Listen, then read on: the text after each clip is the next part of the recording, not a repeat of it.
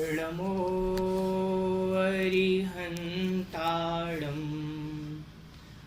नमो सिद्धाणं नमो आयर्याणं नमो अज्जायाणं नमो लोयेशवसाहूढम्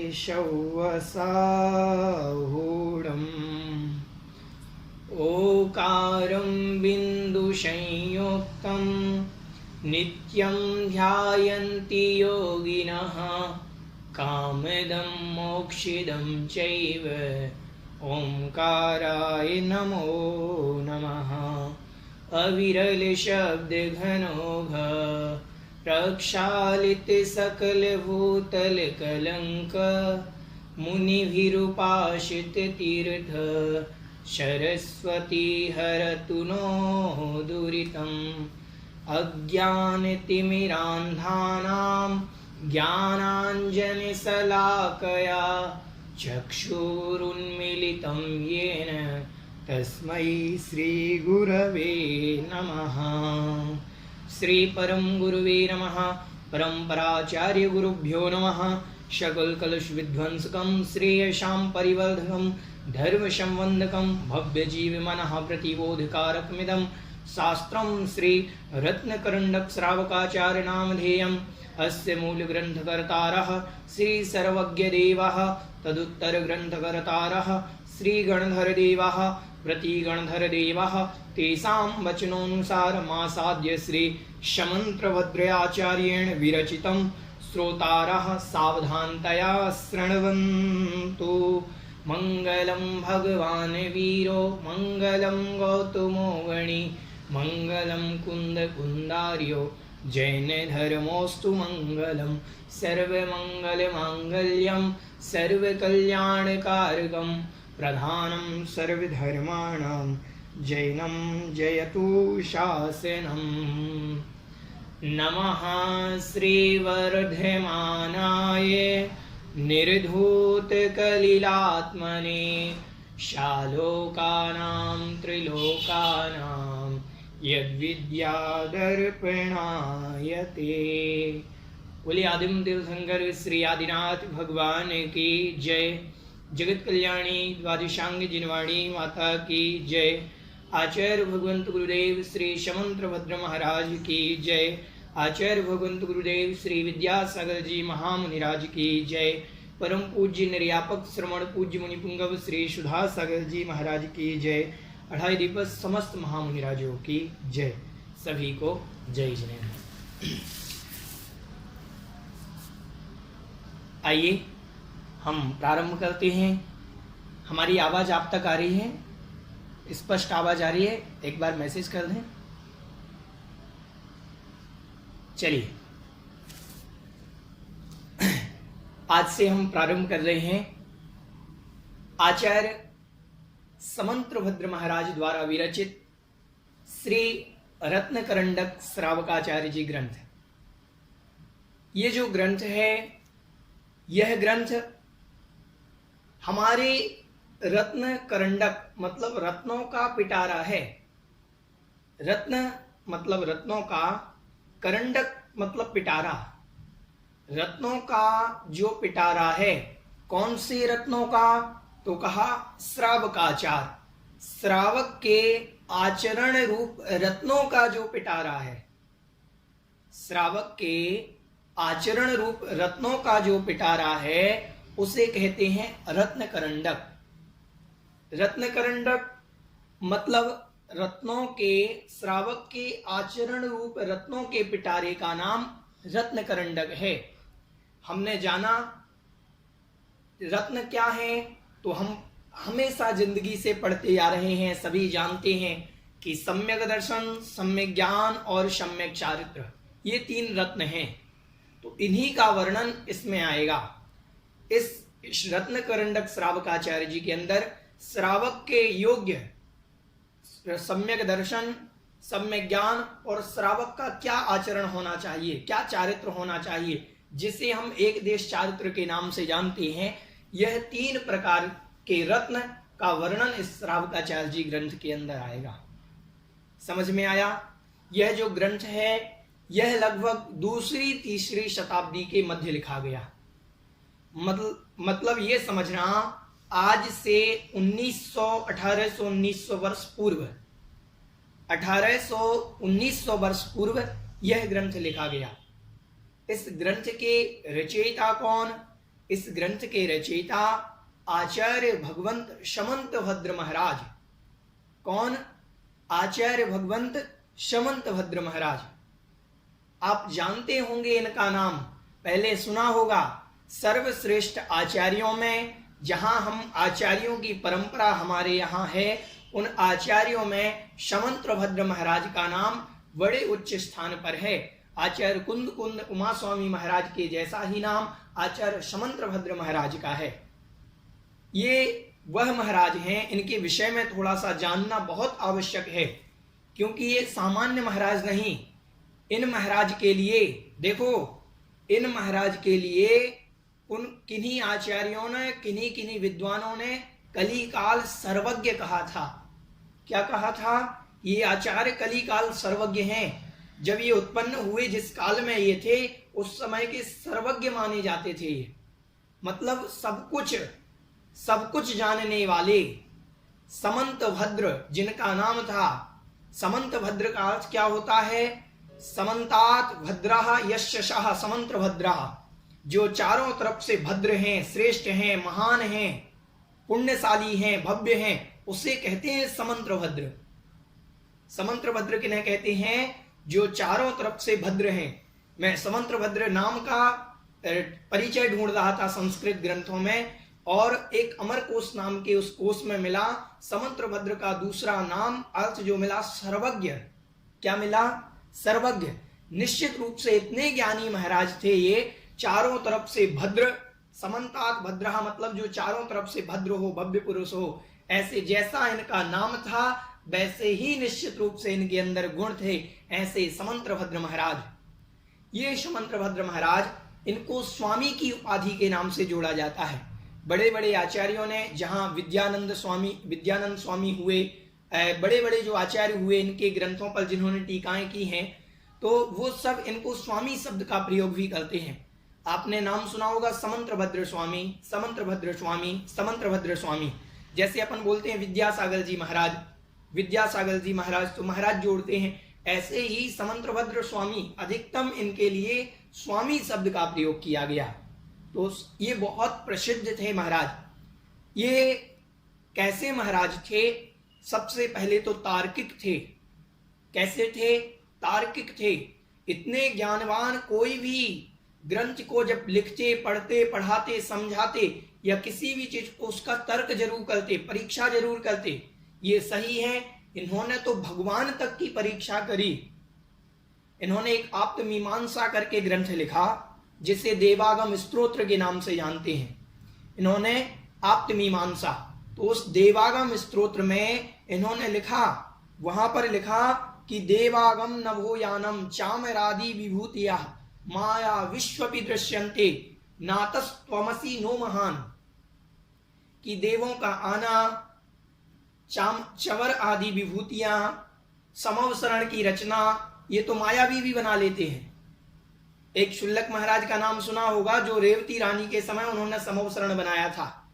रेवती रानी की परीक्षा लेने के लिए उन्होंने एज इट इज, जैसे भगवान का समवसरण होता है वैसा समवसरण बना दिया था। तो उन्होंने कहा ये तो मायावी भी कर सकता है, आपके जैसा समवसरण बना लेगा, आपके जैसी विभूति और आप जैसी आपके समवसरण की रचना है, वैसा तो मायावी भी कर सकता है। इसीलिए आप महान नहीं हो। आप महान इसलिए हो क्योंकि आपके अंदर अनंत दर्शन, अनंत ज्ञान, अनंत सुख, अनंत वीर है, इसीलिए आप महान हो। तो ये समंत भद्र महाराज परीक्षा प्रधानी थे। पहले भगवान की भी परीक्षा करी कि भगवान आप सही हो कि नहीं हो। समझ रहे हैं? तो ऐसे कलिकाल सर्वज्ञ समंत भद्र महाराज, कुछ किंवदंतियां इनके विषय में चलती है। मैं आपको बताता हूं कि ये महाराज, इनके लिए कुछ आचार्य पंडित लोग ये किंवदंती सुनने में आता है कि इनको भविष्य का तीर्थंकर भी कहा, कि भविष्य की 24वीं में इनका नाम है, भविष्य की 24वीं में ये तीर्थंकर बनेंगे। ऐसी किंवदंती सुनने में आती है। निश्चित रूप से देखो, कोई भी इसमें दो राह नहीं है, क्योंकि इतने महान आचार्य जिन्हें डंके की चोट पर धर्म की प्रभावना की पूरे भारत में। मैं इनके विषय में जब पढ़ रहा था तो एक रामस्वामी अय्यर दक्षिण के बहुत बड़े इतिहासकार रहे हैं, तो उन्होंने अपनी पुस्तक में लिखा कि जो वह पुस्तक है कि साउथ में जैन धर्म के जो उनका टॉपिक है उसमें उन्होंने लिखा कि एक समंत्रभद्र महाराज के बड़े आचार्य हुए जो पूरे भारत में जिन्होंने डंका बजाया जैन धर्म का, और जितने भी उस समय हिंदू बौद्ध धर्म के जितने भी बड़े बड़े वैष्णव धर्म के और बौद्ध धर्म के बड़े बड़े प्रचारक थे उनसे जाकर के तर्क करते थे, शास्त्रार्थ करते थे, और आज तक किसी भी शास्त्रार्थ में वो नहीं हारे और किसी भी प्रतिवाद मतलब उन्होंने जो बात रखी उसका कोई प्रतिकार नहीं कर पाया। ऐसे थे समंत्रभद्र महाराज। ऐसे उन महान आचार्य का ये ग्रंथ आज हमें पढ़ने मिल रहा है। इतने सभी श्रावकाचार्य लगभग 32-36 श्रावकाचार्य लिखे गए हमारे आचार्यों की परंपरा में, पंडितों की विद्वानों की परंपरा में श्रावकों के आचरण रूप लगभग 32-35 श्रावकाचार्य लिखे गए। लेकिन इनमें सर्वश्रेष्ठ या जिनमें सबसे ज्यादा नाम आता है यह आचार्य समंत्रभद्र महाराज का जो श्रावकाचार्य है, ये पहला श्रावकाचार्य श्रावक के आचरण रूप संस्कृत में पद्य रूप में लिखा गया। तो ऐसे महान आचार्य के ग्रंथ को हमें पढ़ने मिल रहा है। इनके बारे में एक किंवदंती और आती है, और ये किंवदंती नहीं है, ये तो बात बिल्कुल सत्य है। ये एक व्याधि से ग्रस्त हो गए थे ये महाराज जो थे समंत्रभद्र महाराज, इन्हें एक व्याधि हो गई थी जिसको कहते थे भस्मक व्याधि। कौन सी व्याधि? भस्मक व्याधि। ये जब भोजन करते थे तो जितना भी खाते थे, आहार लेते थे, वो पेट में तुरंत पच जाता था। इतनी भूख लगती थी इन्हें कि ये न जाने कितना भोजन कर सकते थे। तो इस व्याधि का शमन मुनि अवस्था में नहीं हो सकता था।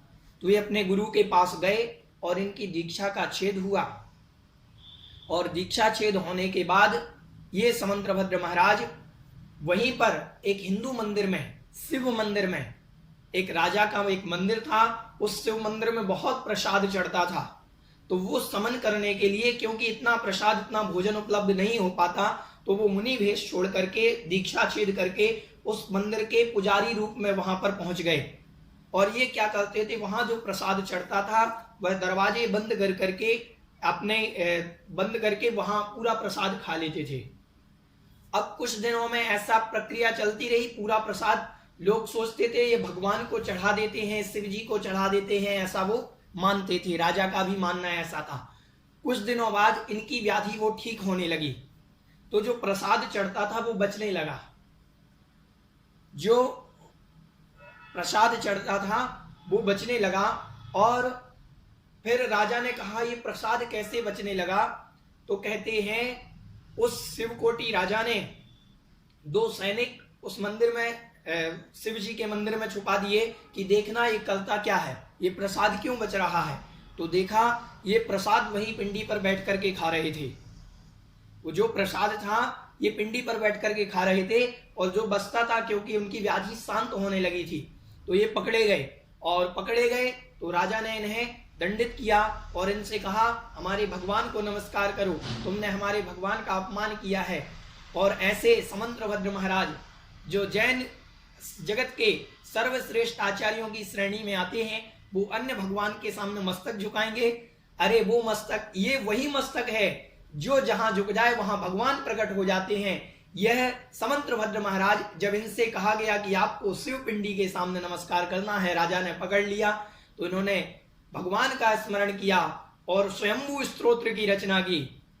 और स्वयंभू स्तोत्र पढ़ते पढ़ते जब चंद्रप्रभु भगवान के स्तोत्र में देवाधिदेवम अभिवंद्यम, अभिवंद्य शब्द वहां पर आया, तो अभिवंद्य बोलते ही उन्होंने नमस्कार किया, तो वो नमस्कार पिंडी झेल ना सकी, क्योंकि ये समंत्रभद्र का नमस्कार था, कोई सामान्य पुरुष का नहीं। समंत्रभद्र का नमस्कार, ऐसा नमस्कार कि वो पिंडी फट गई और वहां से चंद्रप्रभु भगवान की प्रतिमा प्रकट हो गई। तो ऐसे जिनकी स्तुति से भगवान प्रकट हो जाते हैं, और ऐसे आचार्य समंत्रभद्र महाराज का ग्रंथ हमें पढ़ने मिल रहा है। ये बहुमान है हमारा कि इतने महान आचार्य का 1800-2000 वर्ष बाद भी हमें ये ग्रंथ पढ़ने मिल रहा है।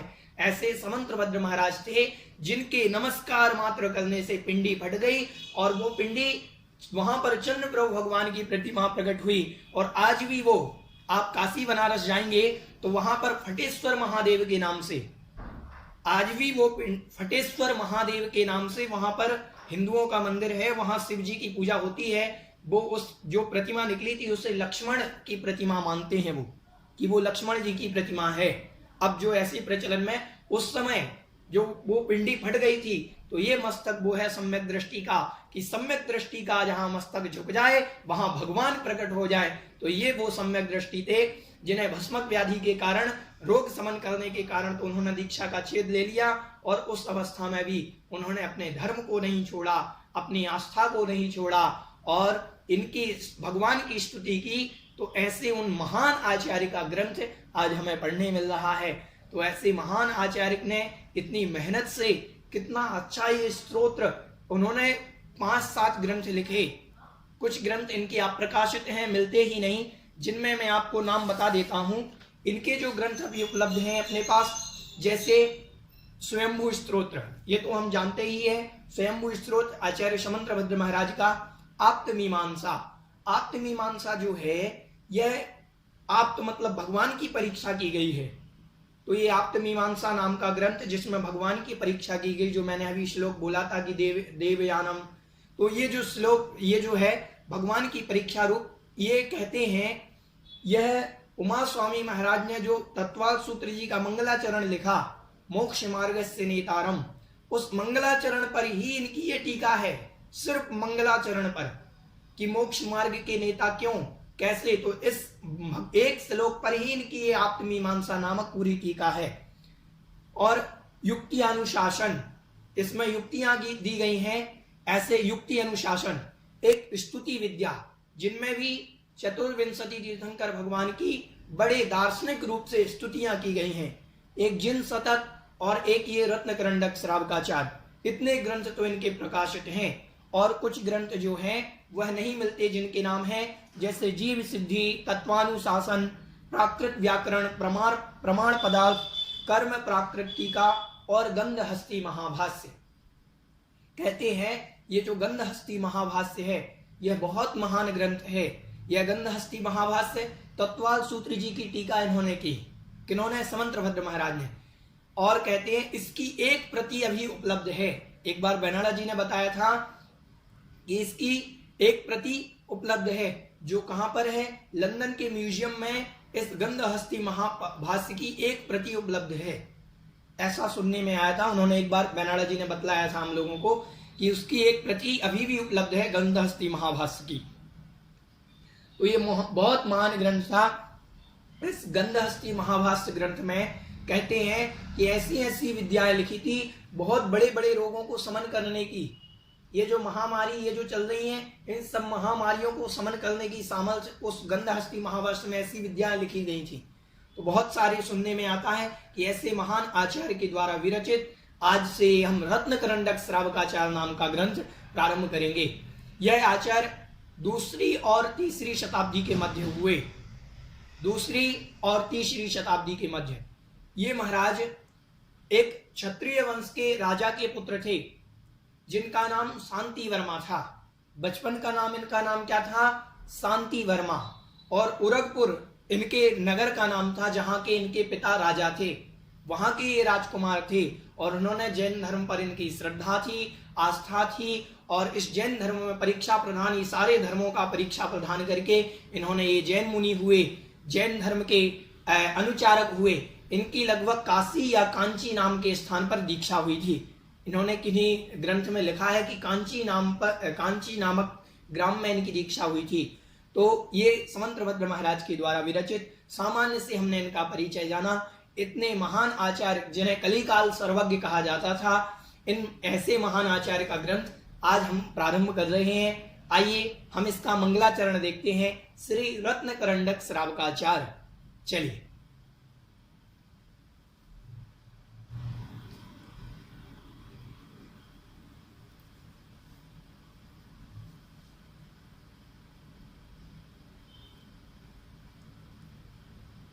चलिए देखेंगे इसका मंगलाचरण। हाथ जोड़ लेंगे सभी लोग। नमः श्री वर्धमानाय निर्धूत कलिलात्मने। नमः श्री वर्धमानाय निर्धूत कलिलात्मने। सालोकानां त्रिलोकानां यद्विद्यादर्पणायते। सालोकानां त्रिलोकानां यद्विद्यादर्पणायते। एक बार और देखेंगे इस ग्रंथ का मंगलाचरण का उच्चारण।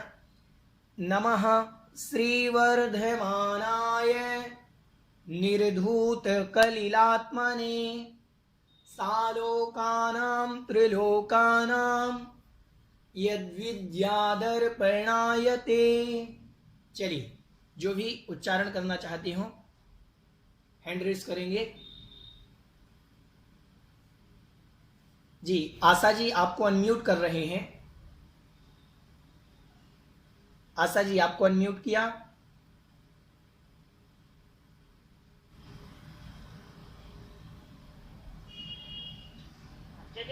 जी। नमः श्री वर्धमानाय निर्धूत कलिलात्मने। सालोकानां त्रिलोकानां यद्विद्यादर्पणायते। यद्विद्या, हाँ यद्विद्या, हाँ ध्यान से सुने। यद्विद्या, यद्विद्यादर्पणायते। चलिए, स्मिता जी आपको अनम्यूट कर रहे हैं। स्मिता जी। जय जिनेन्द्र भैया जी। जी। नमः श्री वर्धमानाय निर्धूत कलिलात्मने। सालोकानां त्रिलोकानां यद्विद्यादर्पणायते। जी, वंदना जी गोधा आपको अनम्यूट कर रहे हैं। वंदना जी गोधा।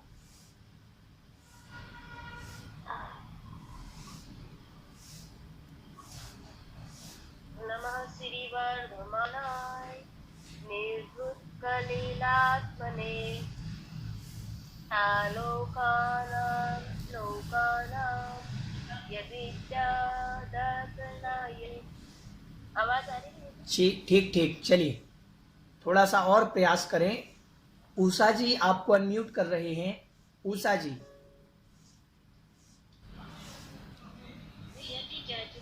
जी। कलिलात्मने। सालोकानां त्रिलोकानां यद्विद्यादर्पणायते। चलिए, ठीक।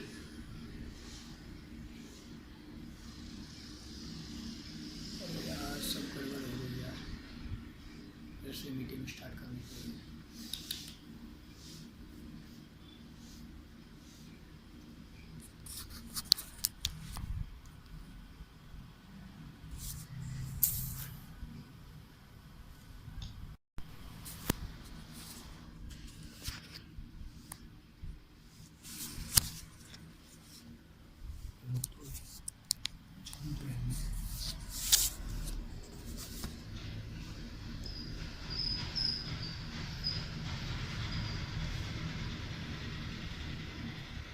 किसी कारण से डिस्कनेक्ट हो गई थी मीटिंग।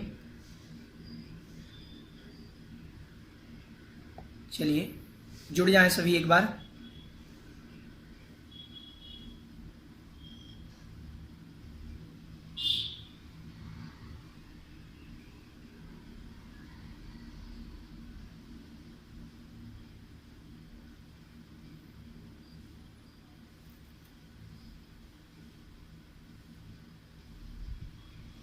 चलिए, प्रारंभ करते हैं हम। हमने आज ग्रंथ का मंगलाचरण देखा कि नमः श्री वर्धमानाय निर्धूत कलिलात्मने। सालोकानां त्रिलोकानां यद विद्या दर्पणायते। आइए हम इसका अर्थ समझते हैं। उच्चारण में देखो, आप उच्चारण बार बार करेंगे तो निश्चित रूप से आपका उच्चारण आ जाएगा। प्रयास आपको करना होगा। चलिए देखते हैं।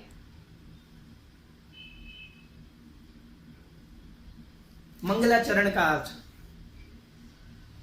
एक बार संधि विच्छेद देख लेंगे। नमः श्री वर्धमानाय निर्धूत कलिलात्मने सालोकानां त्रिलोकानां यद विद्या दर्पणायते। ठीक, चलिए यहां पर जो आपको स्क्रीन पर अर्थ दिख रहा है, आप उस अर्थ को ना देखेंगे, पहले मैं जो आपको अर्थ बतलाऊंगा छंद का, आप उस छंद को देखेंगे, उसके बाद उसको समझेंगे। अर्थ तो ये लिखा हुआ है, ये आप बाद में भी देख सकते हैं पीडीएफ के माध्यम से, लेकिन अभी जो मैं आपको पढ़ाऊंगा आपको उसी छंद का अर्थ देखना है, एक एक शब्द का। चलिए, नमः मतलब नमस्कार हो, श्री वर्धमानाय, श्री मतलब जो अंतरंग और बहिरंग लक्ष्मी से, श्री का अर्थ होता है जो लक्ष्मी से सहित हैं। कैसी लक्ष्मी से? अंतरंग लक्ष्मी और बहिरंग लक्ष्मी। अंतरंग लक्ष्मी क्या है? अनंत चतुष्टय, और बहिरंग लक्ष्मी अष्ट प्रातिहार, अष्ट मंगल द्रव्य और शमवसरण, ये बहिरंग लक्ष्मी है। तो ऐसे अंतरंग और बहिरंग लक्ष्मी से सहित वर्धमानाय, वर्धमान स्वामी के लिए, महावीर भगवान के लिए नमः मतलब नमस्कार हो। जो कैसे हैं उनकी कोई विशेषता तो होगी, हम ऐसे थोड़ी ना किसी को नमस्कार कर देंगे।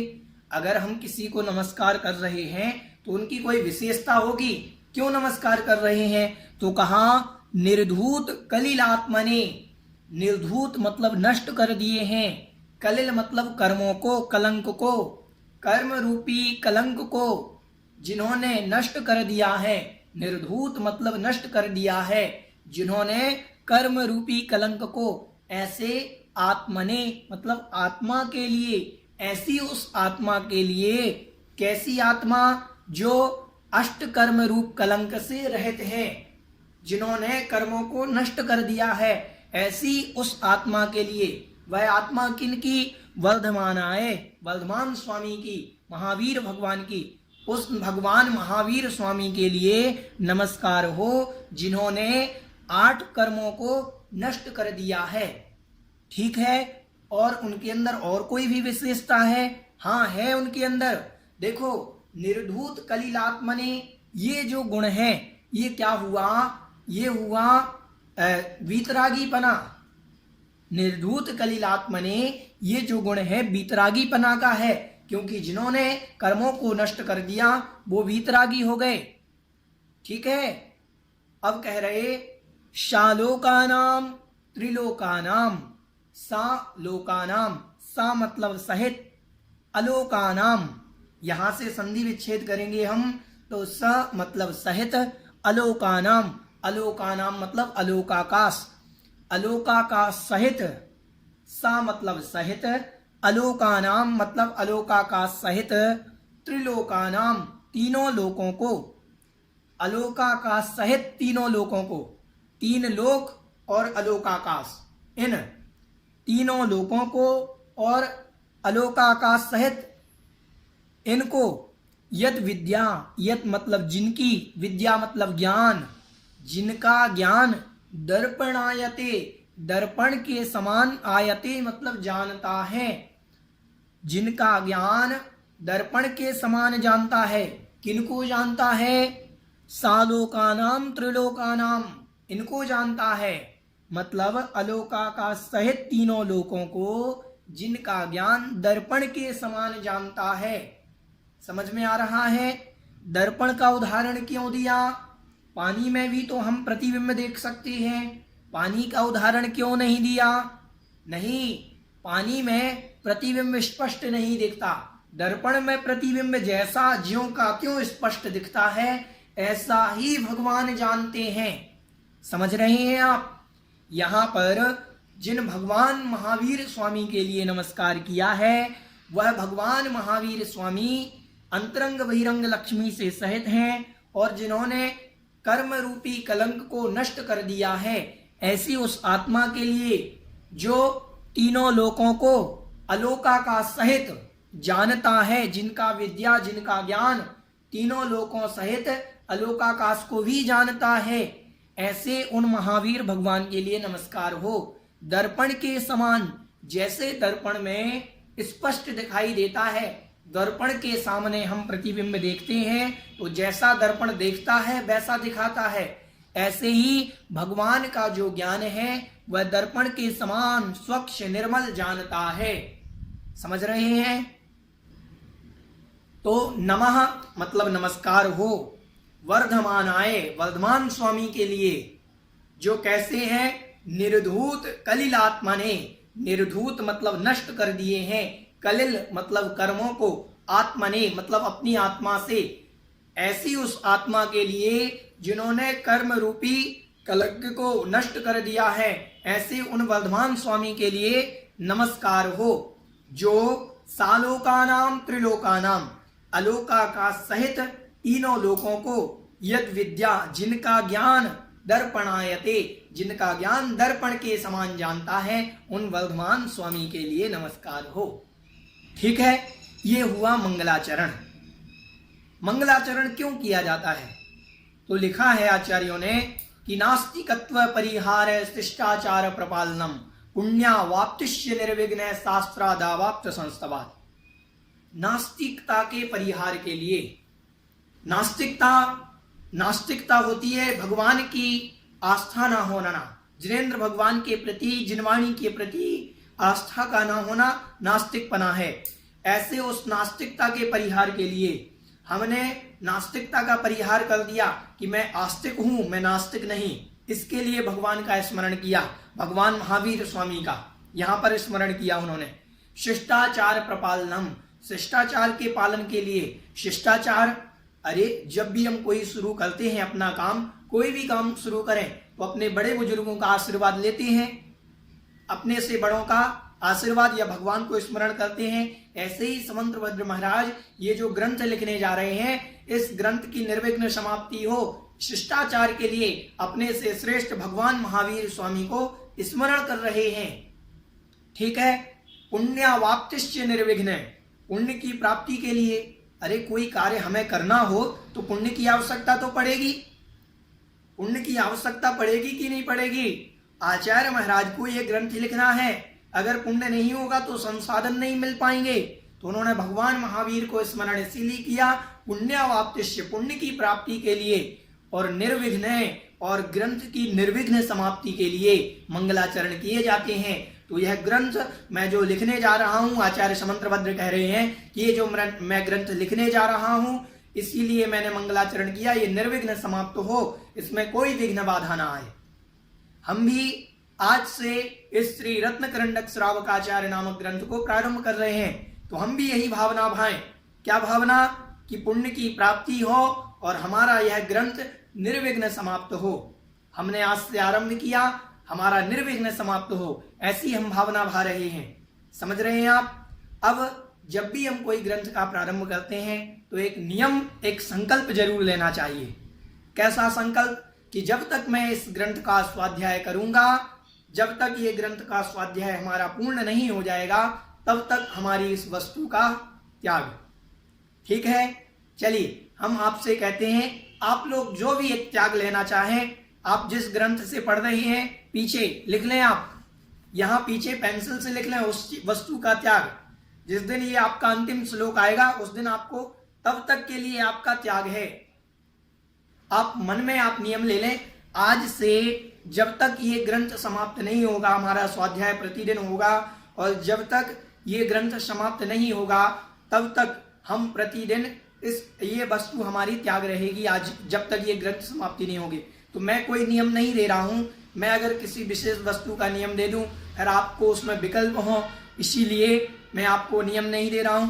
अपने अपने, मैंने एक नियम ले लिया, आप भी अपने नियम ले लो, जो भी लेना चाहें। जब तक ये ग्रंथ की पूर्ण समाप्ति नहीं होगी तब तक हमारी इस वस्तु का त्याग। ठीक है, क्यों किया हमने? क्योंकि हमने त्याग करने से संकल्प धर्म के प्रति, शास्त्र के प्रति बहुमान जागृत होता है और हमेशा याद बना रहेगा। अगर हम किसी कारणवश, ध्यान से सुनना, किसी कारणवश स्वाध्याय ग्रंथ को पूर्ण नहीं कर पाए, कुछ हो गया, तो कभी कभी तो ऐसा रहता है एक ग्रंथ था हमारा, हम उसका अभी तक स्वाध्याय पूर्ण नहीं कर पाए, तो वो 7-8 साल हो गए, उस वस्तु का त्याग है सो त्याग है। अब जिंदगी वो जब तक त्याग रहेगा तो ग्रंथ पूर्ण करने की लोलुपता रहेगी कि मुझे ग्रंथ पूर्ण करना है। जिस वस्तु का त्याग करा तो इसीलिए त्याग कराया जाता है कि उस वस्तु के प्रति हमारी आस्था बनी रहे, इस शास्त्र जी के प्रति हमारा बहुमान बना रहे, सम्मान बना रहे। इस प्रकार से हमने आज इस ग्रंथ के मंगलाचरण को देखा। ऐसे सर्वश्रेष्ठ आचार्य समंत्रभद्र महाराज की इस रत्नकरंडक श्रावकाचार्य ग्रंथ को आज हम प्रारंभ कर रहे हैं। इसमें 7 अधिकार हैं। कितने अधिकार हैं? 7 अधिकारों में विभक्त किया गया। जैसे हम कोई स्वाध्याय करते हैं तो उनको विभाजन किया जाता है। किसी ग्रंथ का विभाजन कोई पर्वों में करता है, कोई अंकों में करता है। आपने देखा होगा पद्म पुराण आदि पुराण पर्व में है, यह प्रथम पर्व, दूसरा पर्व कोई सर्ग में होता है। तो ऐसे ग्रंथ का विभाजन किया जाता है। ये अधिकारों में इसका विभाजन है। किसमें? 7 अधिकारों में। देखते हैं, पहला अधिकार चलेगा सम्यक दर्शन अधिकार, जिसमें सम्यक दर्शन का वर्णन आएगा। ये जो अब हम पढ़ेंगे, अब यहां से सम्यक दर्शन अधिकार प्रारंभ होगा। फिर आएगा सम्यक ज्ञान अधिकार, फिर आएगा अणुव्रत अधिकार, फिर गुणव्रत, फिर शिक्षाव्रत, फिर आएगा संलेखना अधिकार, फिर आएगा प्रतिमा अधिकार। ये 7 अधिकार हम इस ग्रंथ में पढ़ेंगे। समझ रहे हैं? सम्यक दर्शन अधिकार, सम्यक ज्ञान अधिकार, अणुव्रत, गुणव्रत, शिक्षाव्रत अधिकार और संलेखना अधिकार और प्रतिमा अधिकार। इस प्रकार से 7 अधिकारों में, 7 भागों में इस ग्रंथ को विभाजित किया गया। पहले आगे जो रहेगा लगभग 41 श्लोकों तक ये हमारा सम्यक दर्शन अधिकार, 46 श्लोकों तक हमारा सम्यक ज्ञान अधिकार, उसके आगे अणुव्रत अधिकार। तो इस प्रकार से हम इस ग्रंथ को पढ़ेंगे। चलिए, आज संबंधी किसी की कोई जिज्ञासा हो तो हैंड रेज करेंगे। आज हमने जो पढ़ा, आज हमने जो समझा मंगलाचरण में आचार्य समंत्रभद्र महाराज के बारे में, किन्हीं की कोई जिज्ञासा हो तो आप अपना प्रश्न कर सकते हैं, हैंड रेज करेंगे। जी मनीषा जी, आपको अनम्यूट कर रहे हैं। भैया जी, आपने अभी बताया 7 अधिकार होते हैं, तो सबसे आखिरी में प्रतिमा को क्यों रखा? क्योंकि प्रतिमा के बाद समाधि होगी ना, तो उनको संलेखना लास्ट में रखना चाहिए था ना। मतलब मेरे मन में ऐसा आया है। ठीक, बहुत अच्छा प्रश्न है। इसका समाधान हम ढूंढते हैं, इसका समाधान हम ढूंढते हैं। बहुत बढ़िया प्रश्न है। चलिए, अर्चना जी कोटा आपको अनम्यूट कर रहे हैं। भैया जी जय जिनेन्द्र। जय जिनेन्द्र। अंतरंग और बहिरंग लक्ष्मी एक बार वापस से बता दीजिए भैया जी। अंतरंग लक्ष्मी क्या होती है? ध्यान से सुने। भगवान के 4 कर्मों के नष्ट होने पर जो अनंत ज्ञान, अनंत दर्शन, अनंत वीर और अनंत सुख उत्पन्न होता है, उसे कहते हैं अंतरंग लक्ष्मी। और बहिरंग लक्ष्मी क्या है? बहिरंग वैभव क्या है? भगवान के जो समव शरण लगा हुआ है, अष्ट प्रातिहार्य हैं, अष्ट मंगल द्रव्य हैं, देव देवियों का आना है, चवर ढुराना है, ये सब जो बाह्य विभूति दिख रही है, ये बहिरंग लक्ष्मी है। ठीक जी। ललिता जी हजारीबाग, आपको अनम्यूट कर रहे हैं। जय जिनेन्द्र भैया जी। जय जिनेन्द्र। भैया जी, इनका मतलब दीक्षा कौन, मतलब किससे लिए थे और कहाँ पे हुआ था? इनके दीक्षा के विषय में तो ये मालूम नहीं है। कुछ लोग कहते हैं कि ये शायद उमा स्वामी के शिष्य रहे हों, क्योंकि ये आचार्य कुंद महाराज के बाद उमा स्वामी महाराज हुए, उमा स्वामी महाराज के बाद समंत्रभद्र महाराज हुए और समंत्रभद्र महाराज के बाद पूज्यपाद स्वामी हुए। तो ऐसा लोग कह देते हैं कि शायद ये उमा स्वामी के शिष्य हों, लेकिन ये कहा भी नहीं जा सकता कि उनके ही शिष्य हों। बस हमारे लिए क्रमशः इन परवर्ती आचार्यों के नाम मिलते हैं। कुंद महाराज हुए जिन्होंने अष्टपाहुड़ जी, समय साल जी आदि लिखा। उसके बाद तत्वाल सूत्रकार हमारे उमा स्वामी महाराज हुए और उसके बाद समंत्रभद्र महाराज हुए और इनके बाद हुए अपने पूज्य सर्वाल सिद्धिकार पूज्यपाद स्वामी जी। तो ये क्रम रहा है। तो अपन कह सकते हैं कि ये जैसे पूज्यपाद स्वामी के कोई गुरु कह देते हैं समंत्रभद्र महाराज और कोई समंत्रभद्र महाराज के गुरु कह देते हैं उमा स्वामी महाराज, तो हो भी सकता है और नहीं भी हो सकता। और इनकी जो दीक्षा स्थल है वो कांची कोई स्थान है जिसे दक्षिण काशी के नाम से जाना जाता है। कांची कोई स्थान है दक्षिण में जिसे दक्षिण काशी के नाम से जाना जाता है वर्तमान में, तो उस स्थान पर इनकी दीक्षा हुई, ऐसा वर्णन आता है। ठीक, चलिए और किसी की कोई जिज्ञासा? चलिए आज बस इतना ही। आज हमने मंगलाचरण देखा, कल से हम ग्रंथ का आरंभ करेंगे और बड़े आनंद के साथ पढ़ेंगे। सारे प्रश्नों का समाधान आप जो पढ़ेंगे, सारे प्रश्नों का समाधान आपको मिलेगा। बहुत आनंद से पढ़ना है। हम अन्य आचरणों में हम देखते रहते हैं मूलाचार, ये आचार, हमारे आचरण तो देखो, अभी श्रावकाचार, हमें अपना आचरण देखना है, इसीलिए हमने श्रावकाचार्य जी प्रारंभ किया।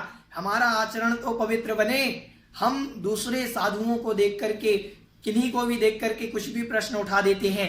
क्या हम श्रावक हैं सही? इसकी परीक्षा करो, पहले स्वयं हम श्रावक बने। इसकी परीक्षा के लिए हम ये ग्रंथ पढ़ रहे हैं कि हम सच्चे श्रावक हैं या नहीं हैं। तो इस सच्चे श्रावक की परिभाषा बतलाने के लिए ये ग्रंथ का स्वाध्याय हमने प्रारंभ किया है। तो इसमें हमारे आचरण की बात होगी कि हमारा कैसा आचरण होना चाहिए, हमारा सम्यक दर्शन कैसा हो, सम्यक ज्ञान कैसा हो, सम्यक चारित्र कैसा हो, इन सब का विषय इसमें आएगा। बड़े आनंद के साथ, बड़े उत्साह के साथ पढ़ना है आपको, बहुत आनंद आएगा। ऐसे महान आचार्य के ग्रंथ बड़ी तार्किक शैली से लिखा गया। वास्तविकता में ये तार्किक थे। आचार्य जैसे अपन पूज्य सुधा सागर जी महाराज को वर्तमान में समंत्रभद्र कहते हैं इनको।